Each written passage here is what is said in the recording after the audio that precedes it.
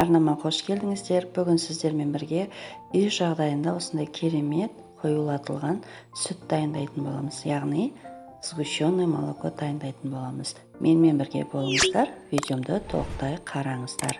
Ол үшін бізге небары 2 ақ зат керек, яғни піспеген сүт және қант керек болады.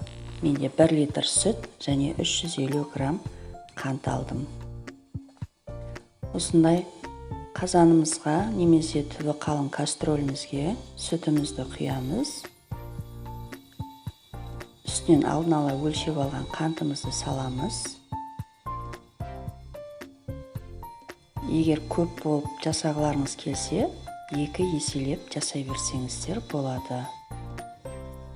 Мен үйдің сүтін пайдаландым. Дүкеннің 2,5-3,2% сүті де жарай береді. Енді қазанымызды отқа қойып, астын қатты қып жағып, қантымыз ерігенше араластырып тұратын боламыз. Тоқтатпай араластырудың қажеті жоқ. Арасында қантымыз астына жабысып қалмау үшін жай-жайдан араластырып тұратын боламыз. Міне өздеріңіз көріп тұрғандай, осылай жай араластырып тұратын боламыз.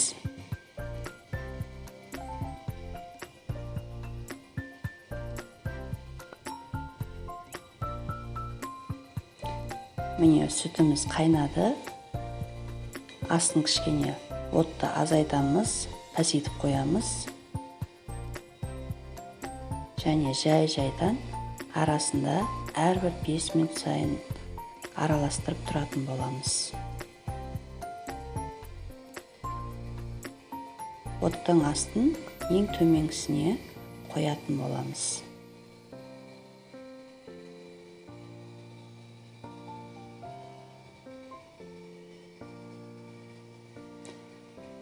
Жасалу өте оңай достар.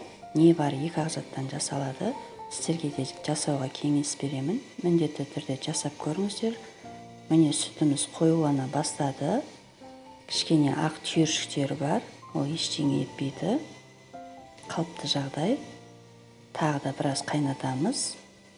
Міне сгущенкамыздың дайын болғаны осылай таза ыдысқа, құрғақ ыдысқа тамызып көреміз. Егер сгущенкаларыңыз ағып кетпесе, яғни дайын болды деген сөз болады. Ұзағыменен менде бас аяғы 40 минут қайнаттым.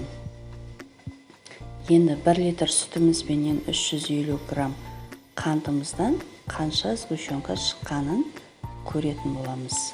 Осылай құрғақ ыдысқа таразыларыңыз болса, сіздерде тексеріп көрсеңіздер болады.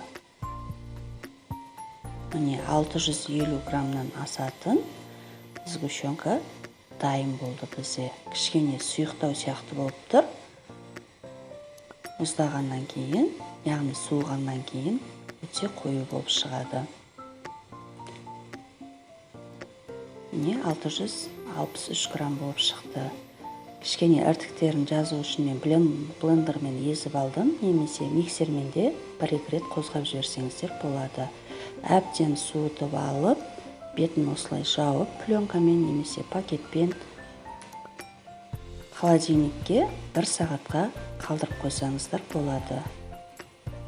Мұздатып саласыздар, салқындатып, яғни ыстық күйінде салмаймыз. Міне холодильнигімізде 1 сағат уақыт тұрды. Өте қою, өте керемет болып шықты. Бір жақсы таза табиғи болып шықты. Артық ешқандай қоспа жоқ. Тек қана 2 ақ заттан тұрады құрамы. Міндетті түрде жасап көріңіздер. Егер сізге видеом ұнаса, қазақша контенттің дамуына үлесіңізді қосып, комментарий жазып, лайк баса кетіңіз. Және достарыңызға жіберуді ұмытпаңыздар. Міндетті түрде жасап көріңіздер және пікір қалдырып кетіңіздер қалай шыққаны туралы. Келесі кездескенше сау болыңыздар.